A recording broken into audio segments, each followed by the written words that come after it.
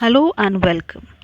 तो क्या आपने कभी सोचा है कि अर्थ के नीचे क्या है? क्या वो सॉलिड है? आज हम एक्सप्लोर करेंगे लिथोस्फीयर और उनके जो लेयर्स है उसको।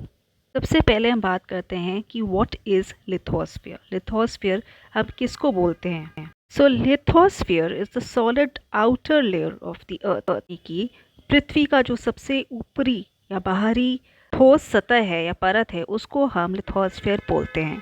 So lithosphere consists of the crust and the uppermost part of the mantle. Lithosphere के दो पार्ट्स हैं। एक तो है ऊपरी जो बाहरी क्रस्ट है या ऊपर पट्टी हम जिसको बोलते हैं, और मैंटल का जो ऊपरी भाग है उसको हम बोलते हैं लिथोस्फीयर। इसी लेयर में हम एक्चुअली में रहते हैं। यहाँ बायोस्फीयर पाया जाता है। यहाँ पे हम अपने बिल्डिंग्स बनाते हैं, घर बनाते हैं, क्रॉप्स ग्रो करते हैं, मिनरल्स पाया जाता है, इंडस्ट्रीज़ हम फॉर्म करते हैं। तो बेसिकली जो लाइफ फॉर्म्स पाए जाते हैं अर्थ में वो हमारे लिथोस्फीयर में ही पाया जाता है। अब लिथोस्फीयर जो है वो ब्रोकन डाउन है बहुत बड़े बड़े पीसेस में, जिनको हम टेक्टोनिक प्लेट्स बोलते हैं। यानी कि हमारे जो कॉन्टिनेंट्स हैं और जो ओशंस हैं वो कई बड़े टुकड़ों में बटे हुए हैं, जिनको हम टेक्टोनिक प्लेट्स कहते हैं। मैं टेक्टोनिक प्लेट्स पे एक और वीडियो बनाऊंगी। आज हम बात करेंगे जो अर्थ के लेयर्स हैं उनकी। अर्थ में बेसिकली तीन लेयर्स है। जो मेन लेयर्स हैं वो है क्रस्ट, ऊपर पट्टी, मैंटल और कोर।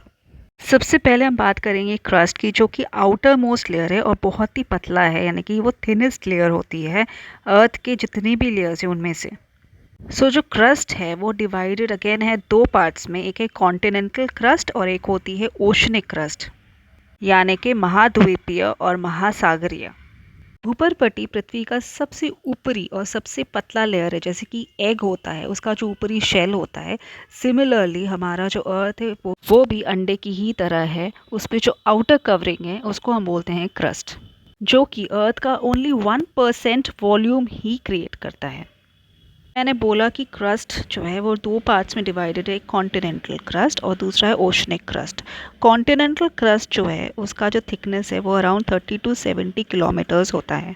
उसका जो संगठन या कॉम्पोजिशन है वो है सिलिका और एल्यूमिनियम। जो दोनों एलिमेंट्स मिलके सिलिका और एल्यूमिनियम बनते हैं उसको हम सियाल भी बोलते हैं।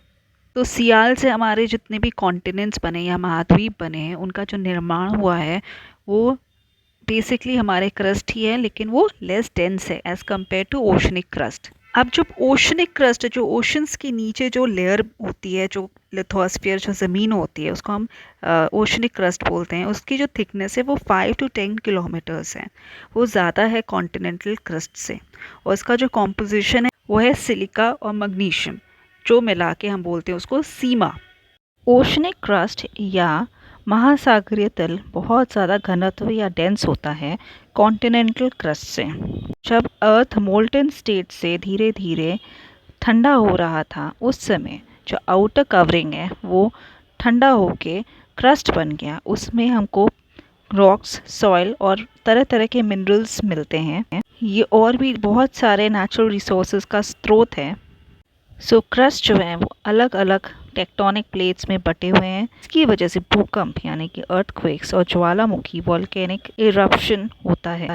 क्रस्ट और अपर मैंटल के बीच में एक लेयर होती है जिसको हम बोलते हैं एस्थेनोस्फीयर, जो कि आधी पिघली हुई लेयर है। इसका टेक्सचर सॉफ्ट, वीक और सेमी मोल्टन फॉर्म में होता है, यानी कि वो आधी पिघली हुई है और काफ़ी कमज़ोर और पतली सी लेयर होती है।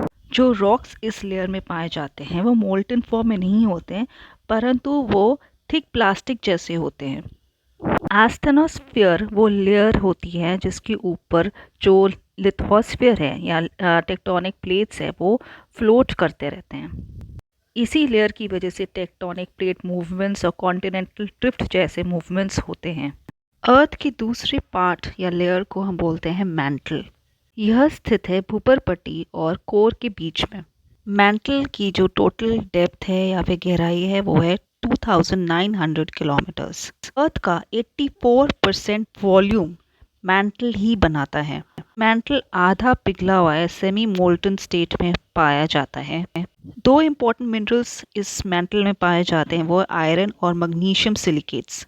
अपर मैंटल को हम एस्थेनोस्फीयर भी बोलते हैं, जो कि सॉफ्ट और पार्शियली मोल्टन स्टेट में होता है, जिसकी वजह से कॉन्टिनेंटल ड्रिफ्टिंग और प्लेट टेक्टोनिक मूवमेंट होता है। लोअर मैंटल सॉलिड स्टेट में होता है क्योंकि यहाँ पे बहुत ज़्यादा हाई प्रेशर है और ये बहुत ही गर्म और बहुत ही ज़्यादा डेंस होता है। जो मैग्मा का मोल्टन या सेमी मोल्टन स्टेट है, जब वॉल्केनिक इरप्शन होता है और नीचे से मैग्मा निकलता है एंड ऊपर लावा फ्लो होता है, वो उसका सोर्स है। यहाँ पे कन्वेक्शनल करंट्स भी फॉर्म होते हैं जिसकी वजह से प्लेट टेक्टोनिक मूवमेंट होता है। अब हम बात करेंगे जो इनर मोस्ट लेयर है अर्थ की, उसको हम बोलते हैं कोर। कोर भी दो पार्ट्स में डिवाइडेड है, एक है इनर लेयर जिसको हम बोलते हैं इनर कोर या फिर आंतरिक कोर एंड आउटर कोर। सबसे पहले हम बात करते हैं सबसे अंदरूनी और सबसे गर्म परत की, इसको हम बोलते हैं इनर कोर। यह जो लेयर है वो काफ़ी गर्म है, एक्सट्रीमली हाई टेम्परेचर पे है। तो इसका temperature around 5000 to 6000 degree centigrade होता है।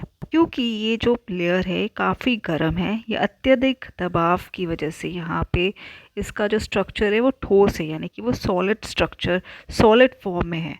जो इनर कोर है वो कंपोज्ड है आयरन यानी कि लोहा और निकल से, और इसका जो टोटल रेडियस है वो है 1220 किलोमीटर्स। इंटरनल स्ट्रक्चर यानी कि जो पूरी पृथ्वी है वो इसी पे टिकी हुई है। बात करेंगे आउटर कोर की, जो कि आंतरिक कोर के चारों ओर स्थित है।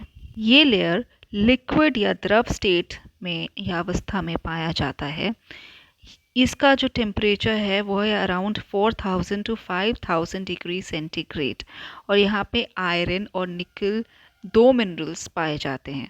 आउटर कोर की द्रव धातुओं की गति से ही पृथ्वी का चुंबकीय क्षेत्र उत्पन्न होता है, यानी कि अर्थ का जो मैग्नेटिक फील्ड है वो जेनरेट होता है।